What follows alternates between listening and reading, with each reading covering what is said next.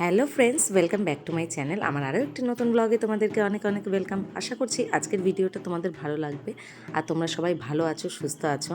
আজকে একটু অন্য ধরনের ভিডিও নিয়ে চলে এসেছি সকাল সকাল। তো এখন থেকেই আমি আমার ব্লগটা শুরু করছি। এখন বাজে সকাল 10টা আর এই দেখো শাড়ি পরে রেডি হয়ে নিয়েছি।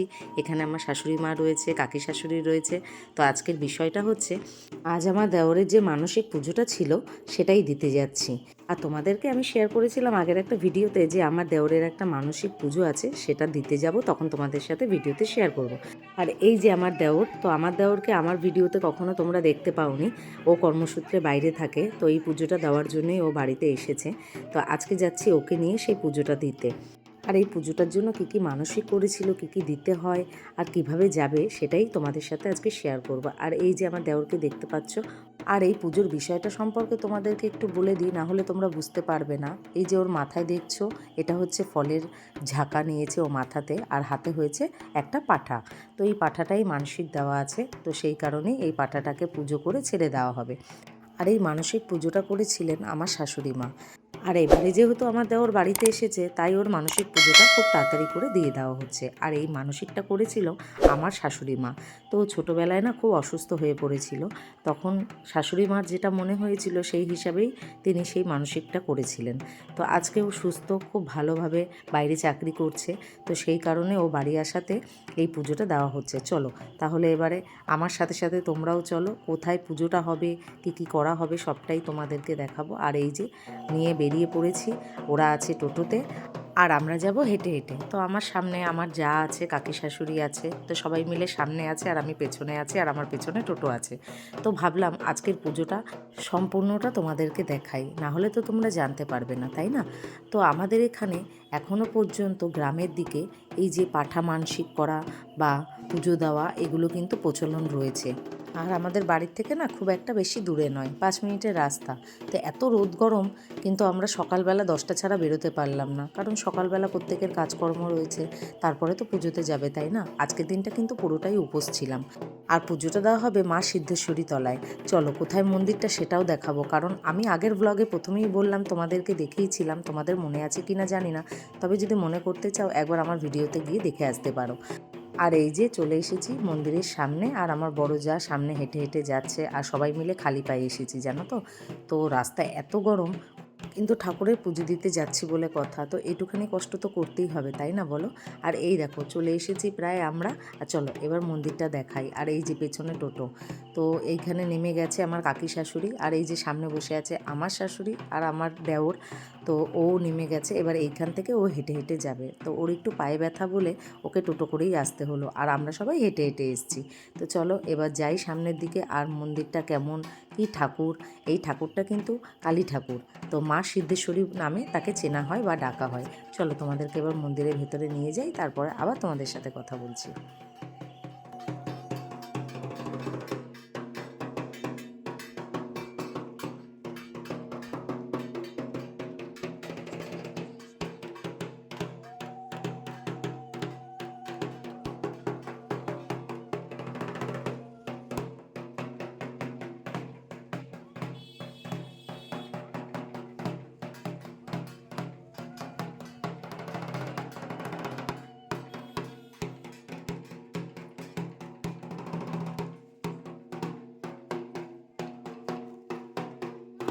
আর আমাদের এখানে যে কোনো পুজো দিতে গেলেই বেশিরভাগ ঢাক ঢোল পিটিয়েই আর কি পুজো দিতে যেতে হয়। তো এখানে কিন্তু এই রীতিনীতিটা খুবভাবে প্রচলন আছে, আর আমাদের খুব ভালোও লাগে। আর এই দেখো ঠাকুরের গেট খোলা হয়ে গেছে, আর মাকে তোমাদেরকে একটু দেখাচ্ছি। একদম মনে হচ্ছে স্বয়ং মা দাঁড়িয়ে আছে। যেহেতু আমার দেওর ফলের ঝাঁকাটা মাথায় নিয়ে আছে, তাই 5জনকে আমাদের ওর মাথা দিয়ে ফলটা নামিয়ে নিতে হবে। তারপরে এখানে বসে সব ফল কেটে তারপরে মায়ের কাছে অর্পণ করতে হবে।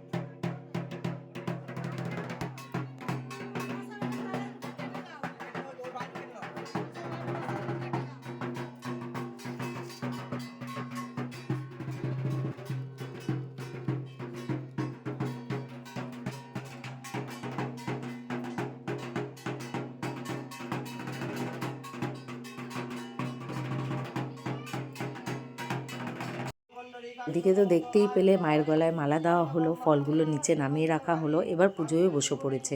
তো সবটা তো এইভাবে দেখানো সম্ভব না, মন্দিরটা অনেকটাই ছোট, যতটা পেরেছি তোমাদের সাথে শেয়ার করেছি। আর এই দেখো পুজোয় বসে পড়েছে, আর এখানে আমার দেওরও বসে আছে, আর আমরা সবাই নিচে বসে আছি। তো এখানে আমার কাকি শাশুড়িও আজকে এসেছিলো, এটা আমার মেজো কাকি শাশুড়ি। তো সবাই মিলেই পুজোতে আসা হয়েছিল, আর আমরা খুব আনন্দও করেছি। আর অনেক দিনের একটা মানসিক পুজো ছিল, যেটা আজকে সম্পন্ন হলো। খুব ভালো হলো, কারণ আমার দেওর আবার বাইরে চলে যাবে, যেহেতু কর্মসূত্রে বাইরে থাকে, আগেই বললাম। তো সেই কারণেই তড়িঘড়ি করে পুজোটা আর কি দিয়ে দেওয়া হলো। এবার পুজো তো হয়ে গেছে, এবার এই পাঁঠার পুজোটা হবে। তো যেহেতু এই পাঁঠা বলি হবে না, পাঁঠাকে ছেড়ে দেওয়া হবে, তো সেই কারণে মায়ের কাছে পুজো দিয়ে তারপরে ছেড়ে দেওয়া হবে।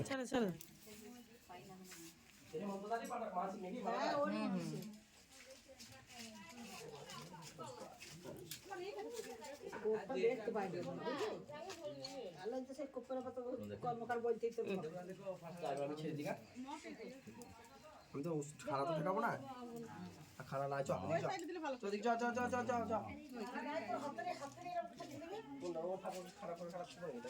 না না তোর হাতটাই খারাপ সে আমি সে থেকে দিচ্ছি চ চ চ চ এবার এটা কি খুলে দেবো?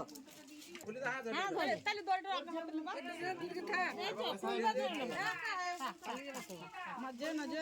ও আমি দিয়ে দিচ্ছি, সব দিয়ে দিচ্ছি যা বলা।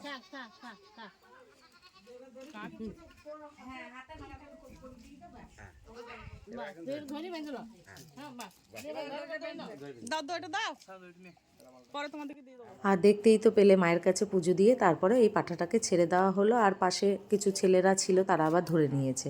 তো এইভাবেই কিন্তু আজকের পুজোটা সম্পন্ন হলো। আর ওদিকে মায়ের কাছে আরতি হচ্ছে, চলো আরতিটা একটু দেখি।